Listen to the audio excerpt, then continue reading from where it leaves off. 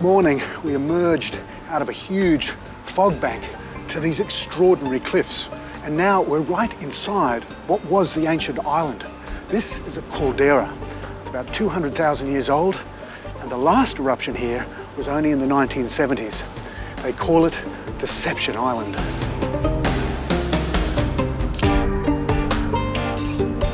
It's the next fascinating stop on our incredible journey to Antarctica aboard Scenic Eclipse.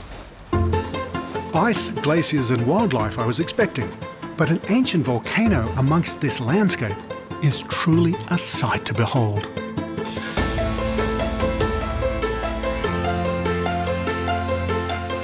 So I imagine there is a hell of a tale to tell about this place. Yeah, there's a lot of lost history, but the history that we do know is quite extraordinary because you have multiple generations of people living here. You had the first generation of the whalers, which were probably Scandinavian.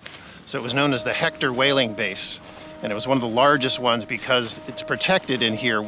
Now, that amount of whale rotting on the beach, this must have been disgusting living here.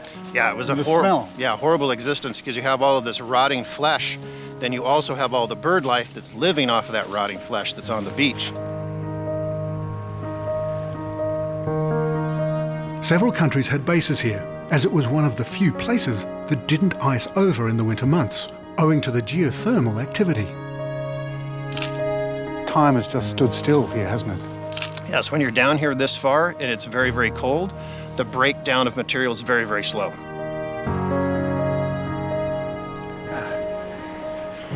Now, if you just dig down a bit, you actually notice that the water here is just a little bit warmer than out there.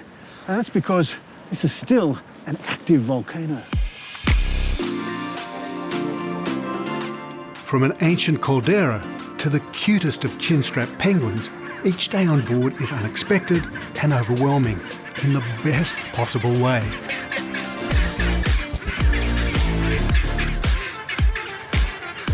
I've been surprised, watching them walk, how kind of clumsy they are and yet so agile in the water. Well, I guess I'll answer that with a question. How would you walk if you had your knees up in your body? But, after all, they're birds. Yeah. They're seabirds, and they're maybe even more so a fitting name because they literally fly on the water. Yeah, they do. They do. Gentries might be a little bit more melodious.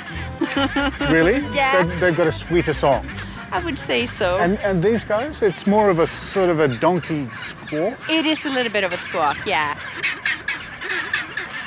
Why don't you, if you do the chin strap, I do the gentries. Okay.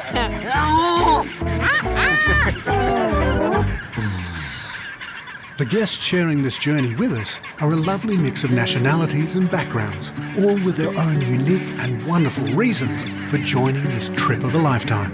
So what possessed you to have your honeymoon in Antarctica?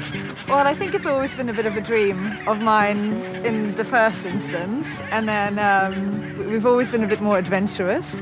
Out in the Zodiac, you're seeing all of this, and then you come in and enjoy like a glass of champagne or something. It's kind of like, it's very surreal.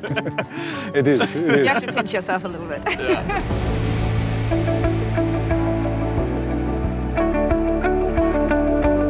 Pinch me moments are a daily occurrence on this trip, and none more so than what I'm about to partake in.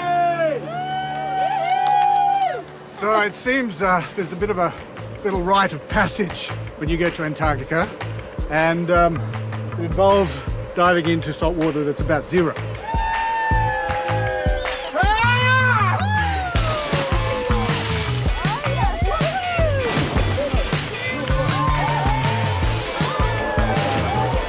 God, that was fantastic. You've got to come down to Antarctica and try this once in a lifetime.